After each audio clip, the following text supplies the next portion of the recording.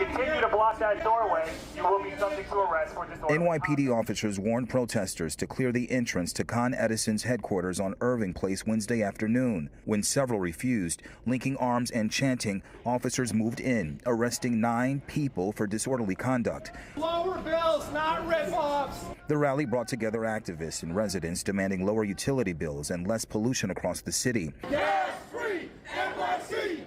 Urging Mayor Mamdani and City Council to back the gas-free NYC plan, expanding heat pumps in low-income communities and phasing out new oil and gas boilers beginning in 2030. We've still seen like a market increase in what we're paid to Con Edison. David Alexis, who chairs the Flatbush chapter of New York Communities for Change and Con Edison customers, says his family's Con Ed costs have continued to rise despite installing solar panels.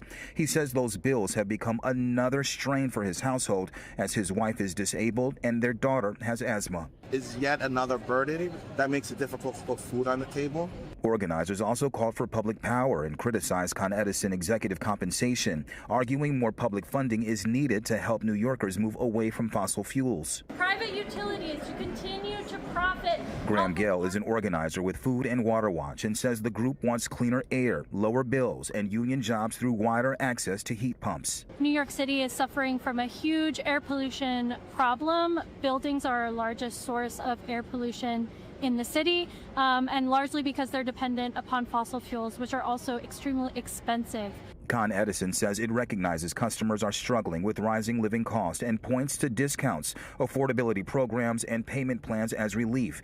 In a statement to Pix 11 saying, quote, "That's why we provided more than $500 million in discounts to income-eligible customers over the past 2 years, expanded our energy affordability programs, and continued offering flexible payment options to ease the burden.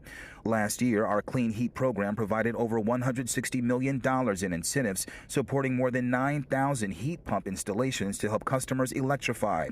They say they supported ending the 100-foot rule, which required utility customers to help pay for the first 100 feet of new natural gas connections, even when they were not receiving that service. Governor Kathy Hochul signed a law ending the subsidy in December. All of this after police cleared the entrance, ending the protest with 9 in custody. Reporting in Union Square, Corey McGinnis, Pix 11 News.